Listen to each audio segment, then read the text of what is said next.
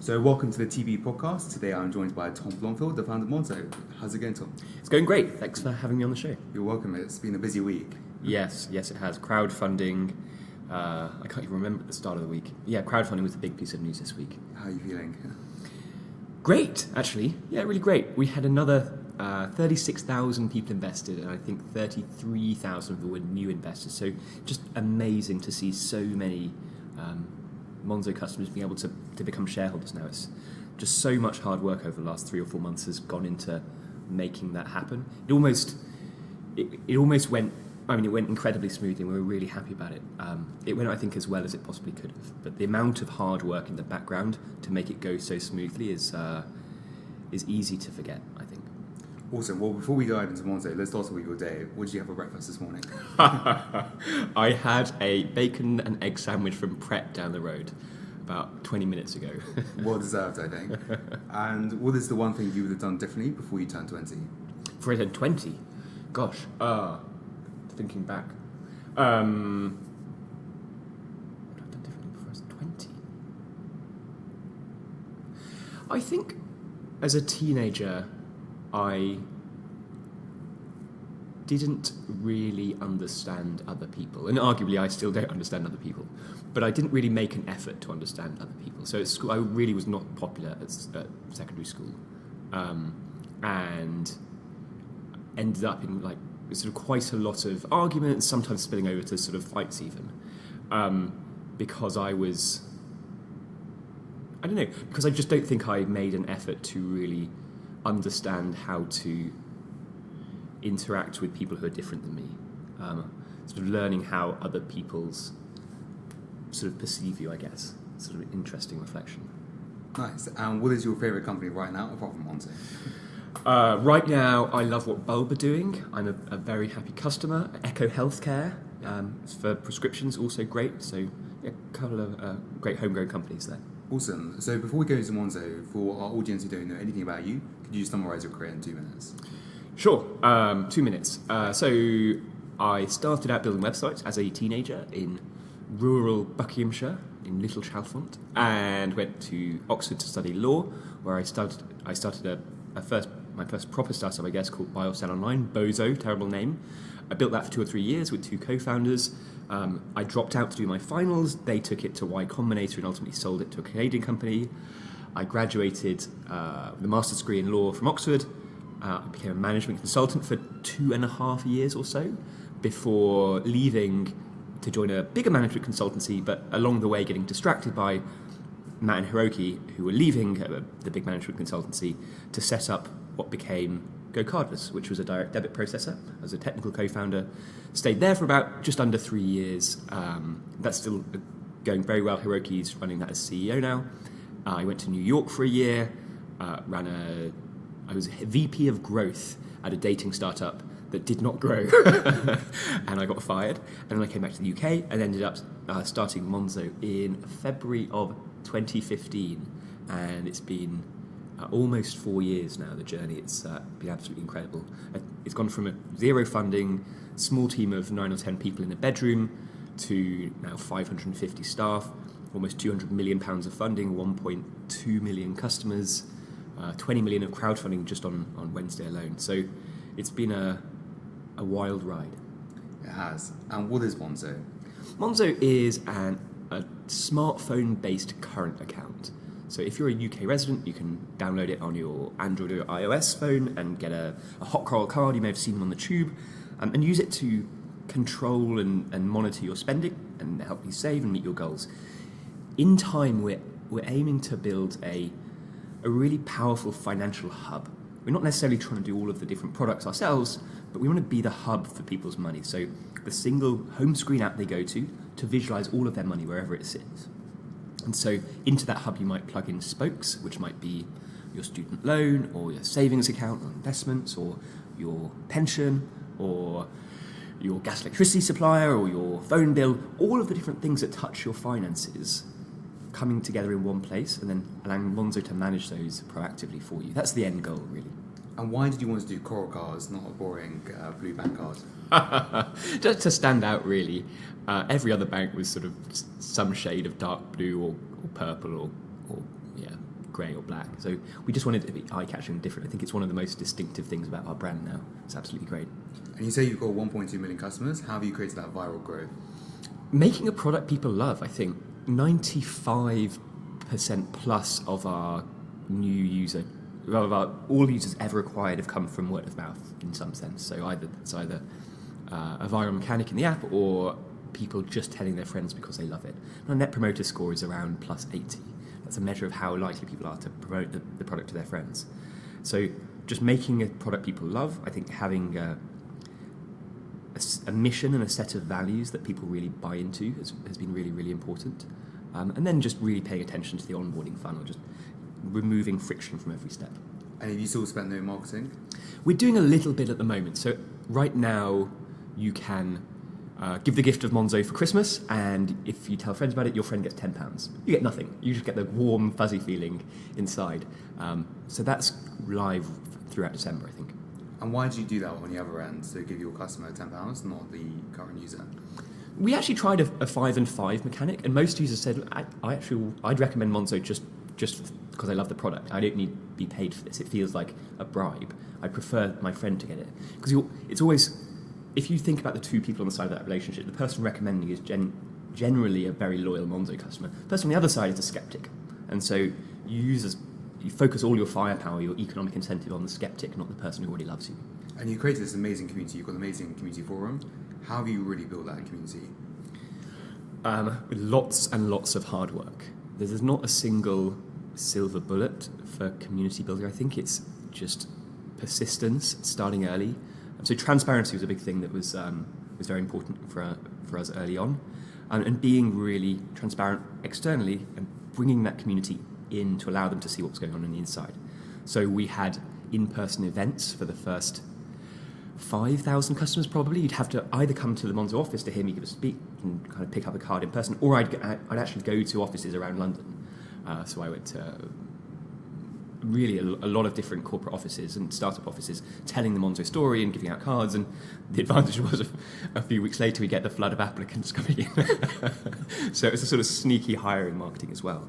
And then that's been reinforced online with community forum, with Twitter and Facebook, and we've kept the in-person events going. So we have a team that tours around the country doing events. So we're hosting an event tonight, actually, in our office, where we'll probably have 300 or 400 people coming in for a 2018 update and then an open Q&A. So I'm really looking forward to hearing the questions that people ask.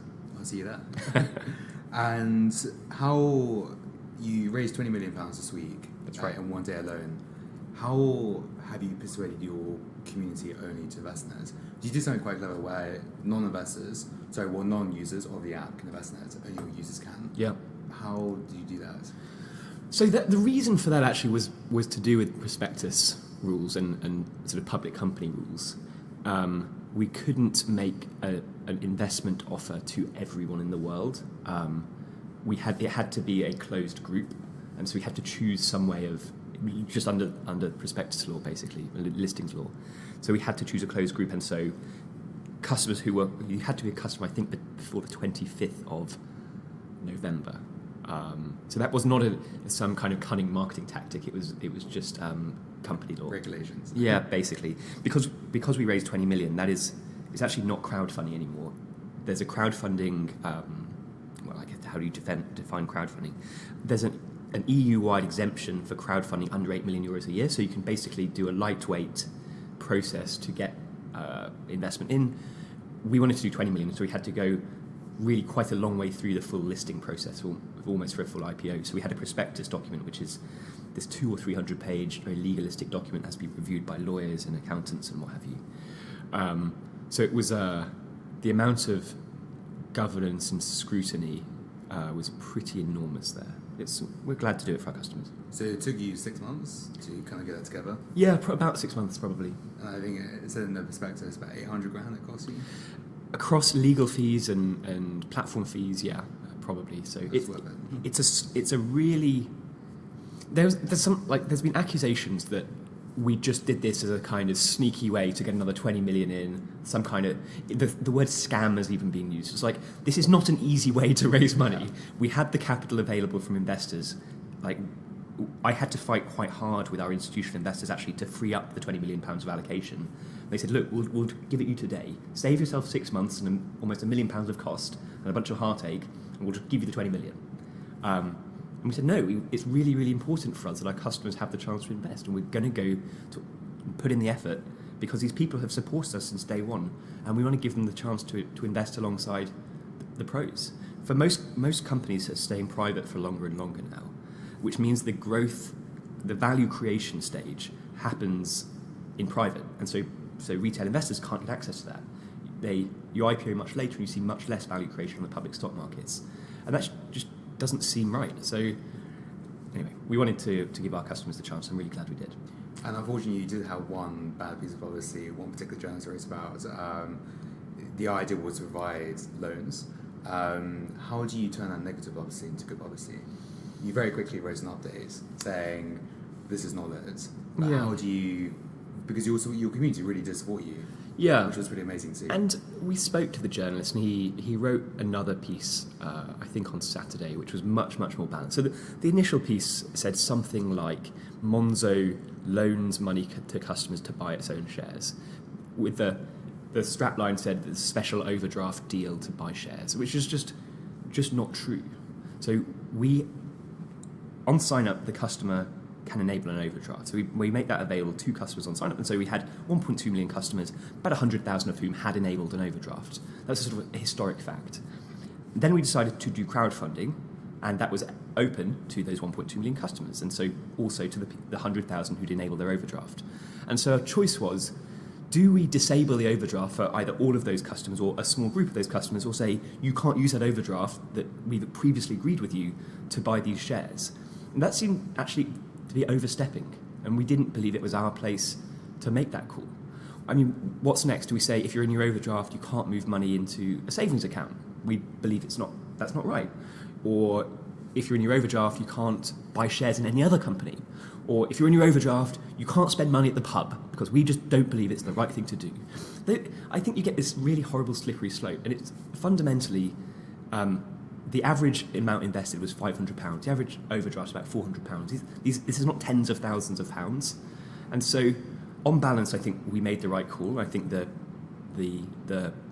article was misleading, and the next article the journalist wrote was much more balanced. But it's a shame, because for the 2 weeks after that, every journalist sort of says, well, you've been attacked for this thing, how do you respond? It's like, well, I prefer not to be talking about it, to be honest, because the original accusations, I think, were pretty misleading. So anyway, I hope it. Well, your community supports you. They did indeed. We had hundreds and hundreds of people online supporting us, and to be honest, non-community members supported us. Just if you read the comments section of that newspaper, there were lots of readers saying, "Look, this story is just unbalanced. I'm not a Monzo customer. You're just wrong." So I think overwhelmingly the public did make a pretty firm judgment pretty quickly. I don't know. So we felt somewhat vindicated, but it was just quite a stressful and unnecessary process. Well, moving on from that, you became a unicorn early this year. Congratulations. What has been the biggest challenge to date for you, for the business, and for you personally? For me personally, it's easy. The biggest challenge is staying on top of the dizzying highs and lows, the mental and physical stress of the roller coaster. I think roller coaster is absolutely the right metaphor. Is really, really tough. I find it very hard to switch off mentally, whether that's at the weekend or going on holiday. That's really, really tricky. I don't have a solution. It's limiting alcohol and exercising a lot seems to be the best for me, but that's easier said than done. The biggest challenge for the business, scaling, I guess, but that covers all sorts of issues. Just last week we added 25,000 customers or something, and scaling everything up. Every time you double in size, more or less, everything that worked previously no longer works. And so you just have to continually refactor the company, sort of reorganize and retool and put new processes in place. At the moment, it's hiring leadership sort of the director and VP level leadership who've been through that, who can lead teams of 20 or 30 people each. We're 500 people right now, will be 1,000 by the end of 2019. So we'll have quite a lot of 30 or 40 person teams. Are you going to move out to this office, or? We have an office here, so this will take about 650. We're on Finsbury Square. We have an office in Cardiff. We're just moving in Cardiff, actually, so that'll take another few hundred. And then quite a lot of remote people. So I think we'll be okay for the end of 2019, but we just moved in about 2 months ago. We're already thinking about the next office after this. But that's a very common problem amongst growth stage companies, I think. And do you think you'll stay in London, or do you think you'll move outside? I'd like to stay in London. I mean, it's home, just for me personally and a lot of our staff. It's where we live, so I think it'd be inconvenient, to say the least, to move outside London. But I can certainly see us opening satellite offices. I think that's... Once you're more than about 150 people in an office, I think you get even diseconomies of scale. The Dunbar's number is the sort of the people with whom you can sort of maintain social relationships, about 150. So having 700 people all in one space actually isn't that useful. So I could see a number of satellite offices in cities around the UK and around the world, indeed. And so we had your friend Ricky Knox, founder of Tandem, on the show a couple of weeks ago. He's a fun guy. He's a good guy. Are you and your fellow fintech competitors close friends? So Nikolai or Revolut, for example, and Bowden and Starling. Do you talk to each other, or are you not on good terms, but enemies, or? Oh no, certainly not enemies. Like any group of people, there are those you get on with really, really well, and there are those you get on with less well. I think that's just natural. So Ricky and I will often go for a beer. He's really, really good fun. I see Anne a fair amount, and we'll grab a breakfast or coffee. I think Norris at Money's is actually one of the loveliest, most genuine CEOs I've ever met. So I really, really like spending time with him. I see Valentin from number 26, N26 now, once a year or so on the sort of conference circuit. Is also very sort of a nice guy. So yeah, we all get along well, I'd say. And do you think at some point a lot of your competitors start to fall out? Do you see them merging with you?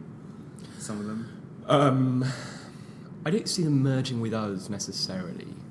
I can see some being bought up by the big banks for their kind of expertise, but we're almost too close, too similar to some of the competitors for it to make sense to partner up. You're not buying additional capability you didn't have. You're just buying users.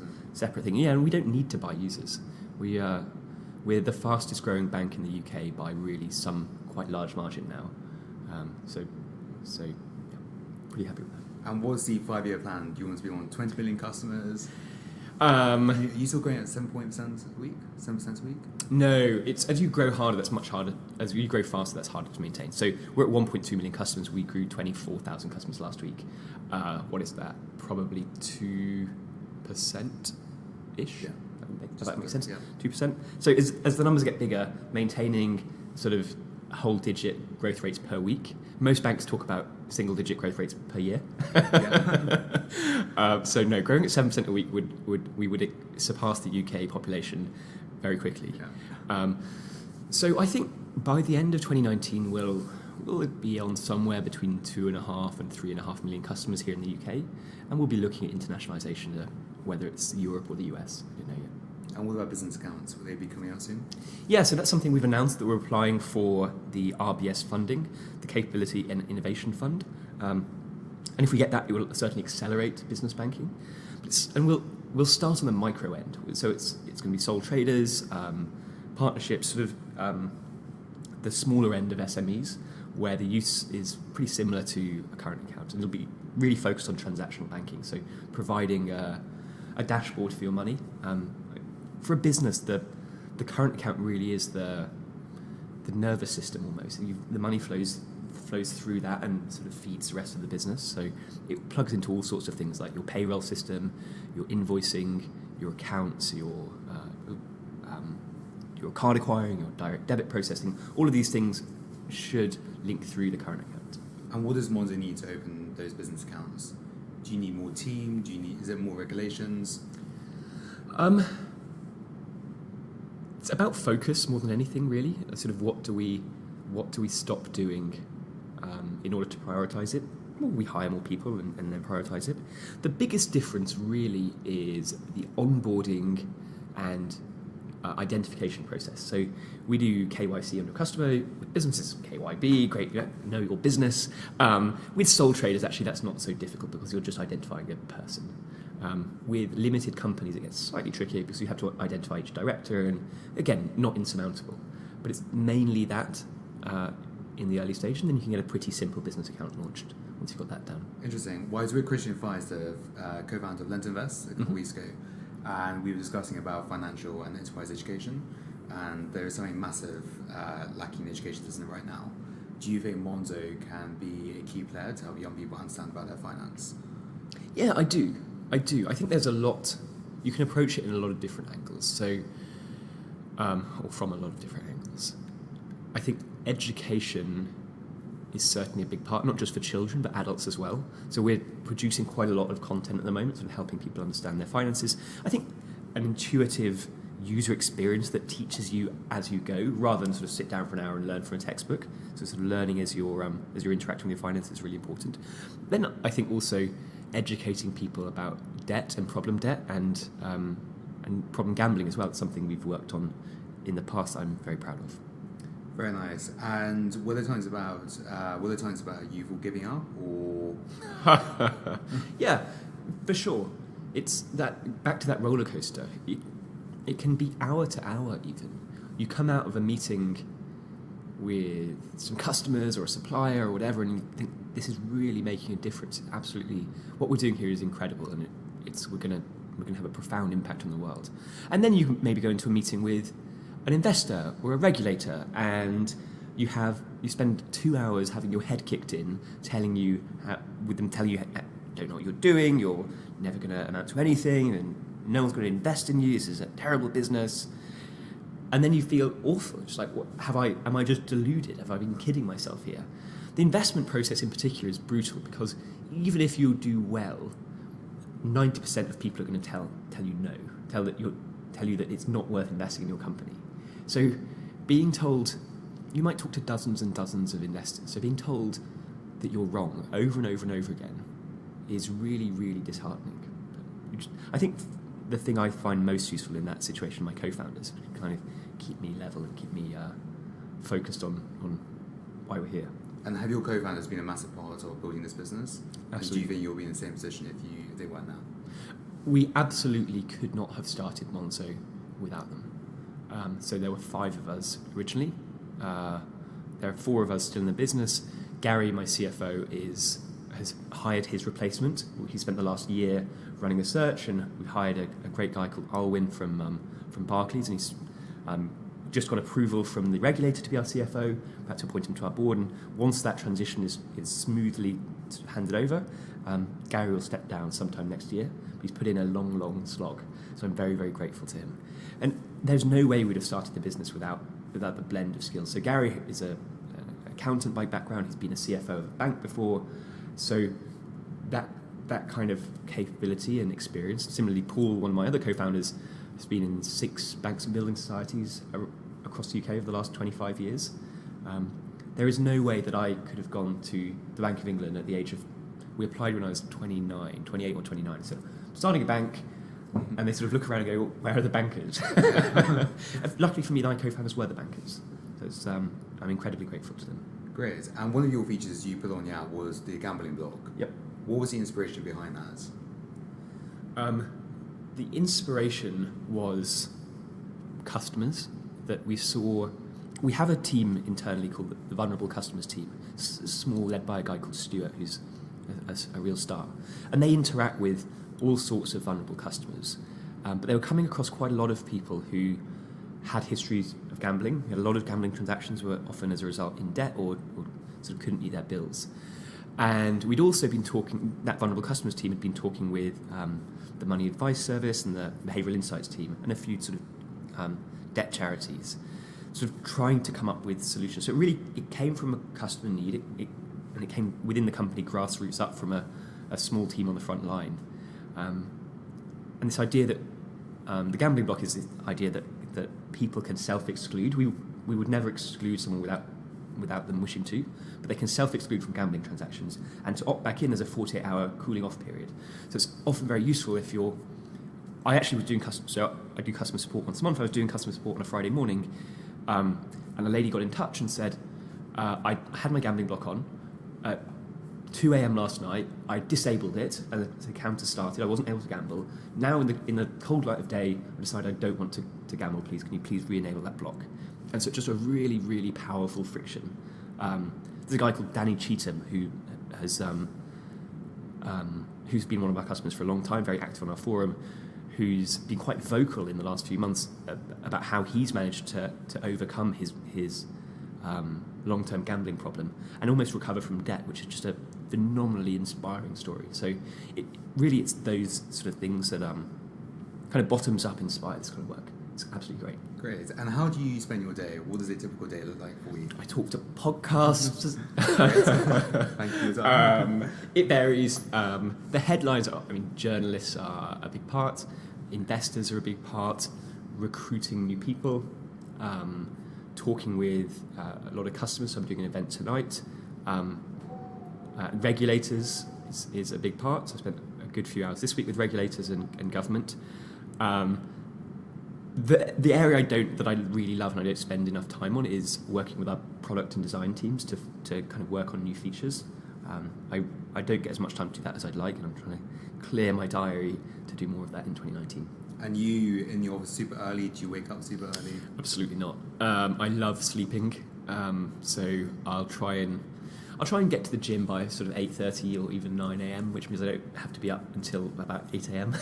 Wow. Okay. So if I don't have 8 hours sleep, I really can't function. So I've learned that that's really, really important for me. So squeezing out an extra hour or two is not worth the degradation in my mental capacity. Frankly, my memory goes. I get really grouchy. I make bad decisions. So I think for someone in my role, it's working 100 hours a week is not necessary actually or useful.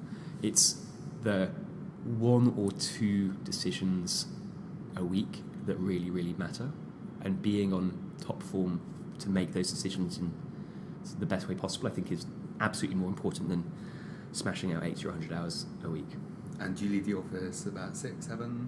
I often have events. So I prefer to stay up late than to get up early. So I'll often have events in the evening. But yeah, I'll be out of the office by 7 or 8. But I'll be at some kind of work event or industry event, or just seeing friends.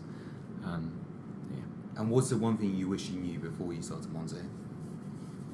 That biggest challenge that really sticks to you? Hiring great people. This is not something that I have come up with. It's something I've stolen from others, but I've seen to be true. When someone phenomenal comes across your path, I'm thinking of a guy in particular called Mike Hudak. Mike is now the CTO of Deliveroo. And when Mike moved to London, he'd left Facebook, and one of our investors emailed me and said, Tom, this is one of the best people I've ever worked with. You should just immediately hire him. And I interviewed him. He was incredibly capable. We were a small company, 35, 40, 50 people even. And I didn't know what he would do. We didn't have a role well defined for him, so I said, well, maybe we'll stay in touch. We'll see in 6 or 12 months. And superstars do not stay available for 6 or 12 months. And so I really regret I'm not pursuing that. That's not to say Mike would have joined in any sense, but at least we could have had the conversation about whether that's... if we'd have been able to attract him at that time, I think that would have been game-changing for us. The impact he's had at Deliveroo is, I think, hard to overstate. And so just going back to your fundraising you did on earlier this week, did you know you were going to raise a full amount in the full day? Oh, we didn't know. We were pretty confident, though. We had enough customers asking us, and the previous rounds we'd had were vastly, vastly oversubscribed. I think 20 million was a pretty good amount, actually, because it closed in 2 hours. When it opened to the public, there was about 17 or 18 million pounds of allocation left not to the public, but to existing Monzo customers who hadn't previously invested. And there was a 2-hour slot where pretty much any of those people could have invested. And so if you got on, it wasn't on one extreme, the risk would have been, if it went in 3 seconds, there would have been a lot of people who were very, very, very angry about missing out. Still, some people missed out, and I'm sorry for that. But the majority were able to get in. On the other extreme, you could have had a fundraising that dragged out for weeks or months because there wasn't enough interest. So I think we balanced it pretty well there. That was more luck than judgment. And do you think you'll do another crowdfunding round?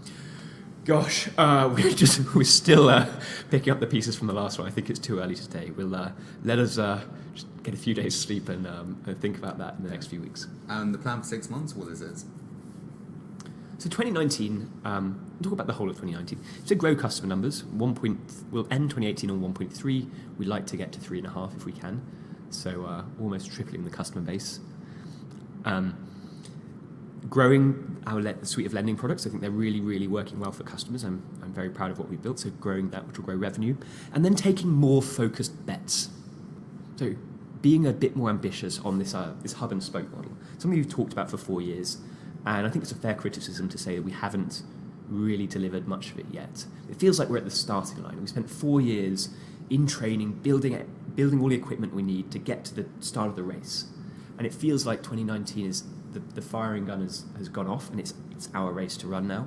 We've got such a capable team here, over 1 million amazing customers, and it's a really, really solid base of product and technology on which to build those spokes out. So it'll be things like gas and electricity switching, investment accounts, savings. We might look into pensions, insurance products, all of these this hassle in your life. Monzo can make that go away, I think. So that's what I'm really looking forward to. And then your 5-year goal, 20 million customers? More, probably. 100 million? Yeah, I don't know. It's hard. It's so hard to forecast out. On the front page of our investment deck, from probably our first 5 rounds of investment, it said, Monzo's building a powerful financial control centre for 1 billion people around the world. We took that off. Someone pointed out there were 7.7 billion people, and maybe we weren't being ambitious enough. Okay. And do you think you can get into places like Africa where there isn't this kind of technology? In time, yeah. Yeah. In time. I recently went on holiday to Kenya and Tanzania, Uganda. And while stuff like M-Pesa and now sort of Airtel, all of the mobile carriers basically have their own version of M-Pesa.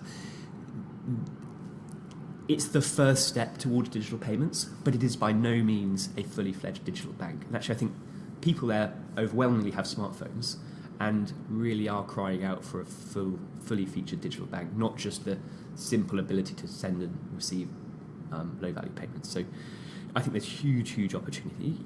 You look at what's going on in India with Paytm, I think it's phenomenal. But again, quite basic service, actually. So I think around the world there's a potential for this kind of digital banking. And your VC investors, do you keep in touch with them on a regular basis, every day? Do you see them once a month or something?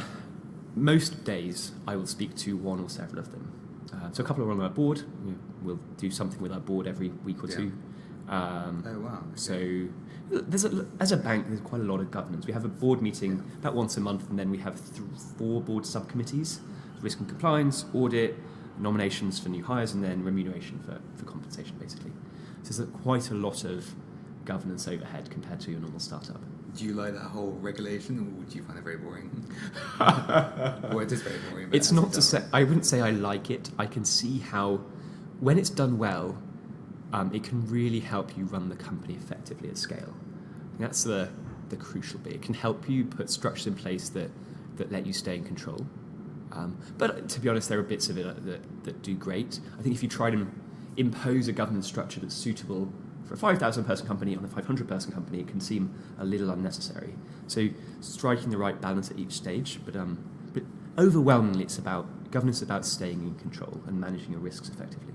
And just before we finish, we've got a couple more questions. Do you think Monzo will ever IPO? Oh yeah, for sure. I'd be very surprised if Monzo did not IPO. I don't know when, I don't know where, but we're in this for the long haul. This feels like a 10 or 15 year journey for us, and I think an IPO is a natural sort of milestone along that journey. It's sort of graduating from college, perhaps. It's not the end, it's not the goal, but it's certainly a milestone. Just one of out of many milestones, I'm sure. And what is your favourite book right now? What is my favourite book right now? I read a lot on holiday a couple of months ago, but more recently not so much. I read Blitzscaling, which I thought was interesting. Elad Gil's High Growth Handbook, I thought was interesting. I'm about 2/3 of the way through a very long biography of Winston Churchill, which is absolutely fascinating. Can't remember the name. It's the recent single volume one. Sort of a mixture of that. Not a lot of fiction recently. It's not true. I read the latest Julian Barnes one. I'm a big Julian Barnes fan. Nice. And what would be your last meal? What would be my last meal? Not saying you're going to die tomorrow. Hopefully live forever. Probably some kind of curry. I love Indian food. So an Indian feast. Vindaloo? Was that too hot? A little too hot. I think a little anglicised, actually. We went to India a year or two ago and took a series of cooking lessons. So it's, really, really love various Indian curries. And who's the one entrepreneur you still haven't met you would like to meet?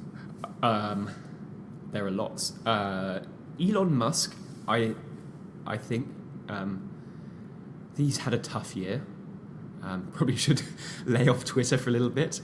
But the amount of the ambition and the execution against that ambition, literally launching rocket ships and self-driving electric cars. There's a time about 10 years ago or so when people were complaining that the impact on technology, the impact of technology on the world was limited to Facebook and Twitter, basically social media. Like, what's technology ever going to do for us? And Elon Musk comes along and says, it's going to take us to Mars. That's what it's going to do. I think that's, for all his flaws, I think that is just inspirational. And I think that is the fundamental power of technology. And if you could give a piece of advice to an entrepreneur, what would it be to finish off? For early stage entrepreneurs, just get started. I think people are afraid often to take risk, and I think people should take more risk, generally speaking. I'm in a privileged position, but I think anyone in the Western world is actually in a pretty privileged position. A lot of support structures here if the worst happens, if it doesn't work out. So I would just get started and take more risk. Well, Tom, thank you so much for your time. It's an absolute inspiration, and good luck with it. Thank you. Thank you.